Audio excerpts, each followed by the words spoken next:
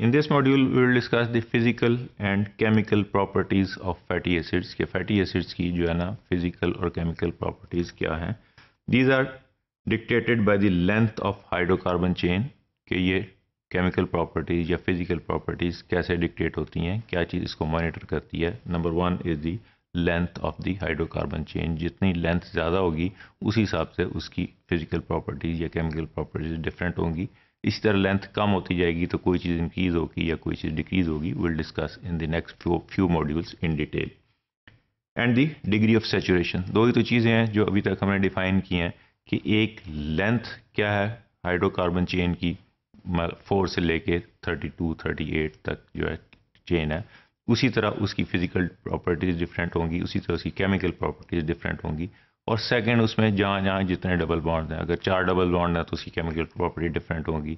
अगर उसमें 2 double bond है, अनसैचुरेशन 2 जगह पे है, तो उसकी फिजिकल और केमिकल प्रॉपर्टीज डिफरेंट होंगी. तो ये दो चीज़ें डिक्टेट करती हैं मिलके एक length of the chain and second is the degree of saturation and unsaturation के कितने डबल बॉन्ड कहाँ पे लगे हैं. नंबर वन जो केमिकल प्रॉपर्टीज या फिजिकल प्रॉपर्टीज में हम डिफाइन करेंगे इज दी मेल्टिंग पॉइंट्स, और टीएम से भी हम इसको डिनोट करते हैं.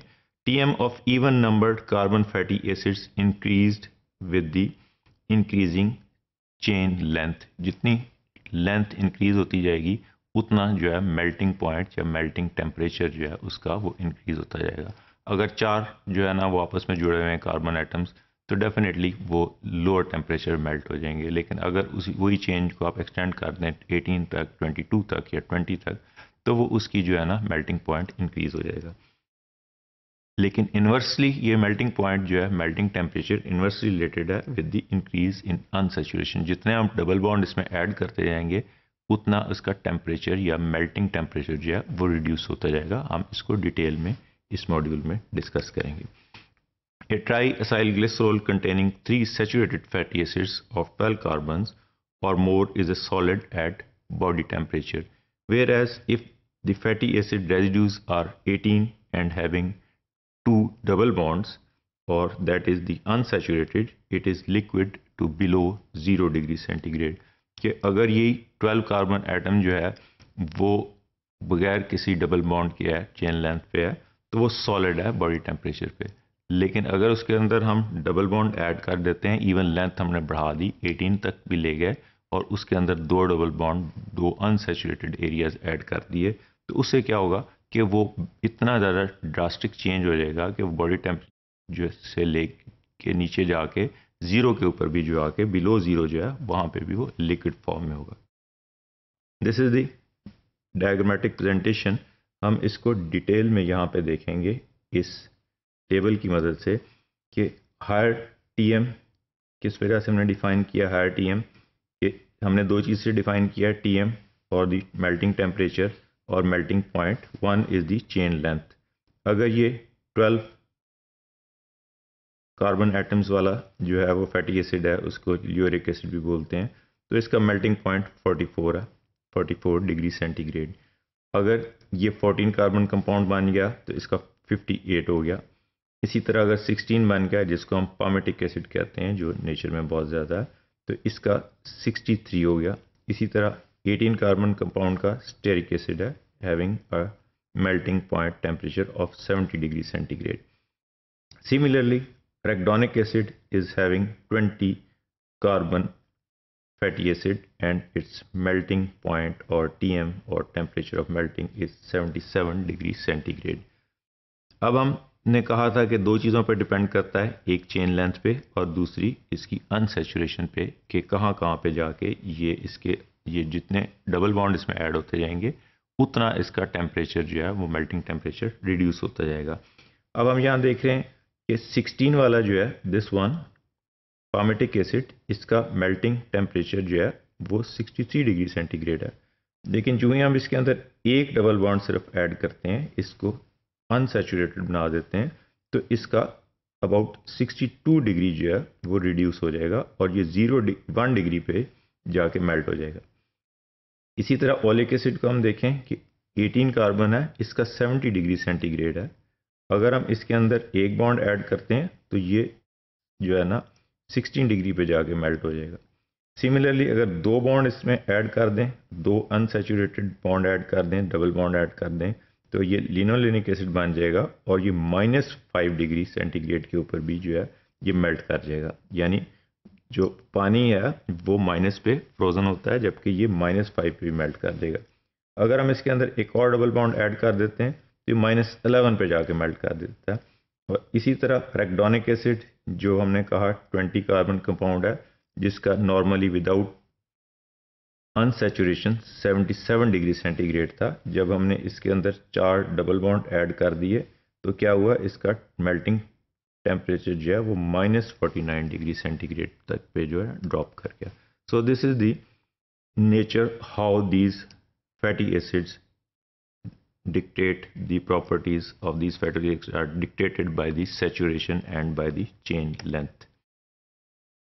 At room temperature, which is around 25 degrees centigrade, the saturated fatty acids from 12 to 24 have a waxy consistency, whereas unsaturated fatty acids of these lengths are oily liquids.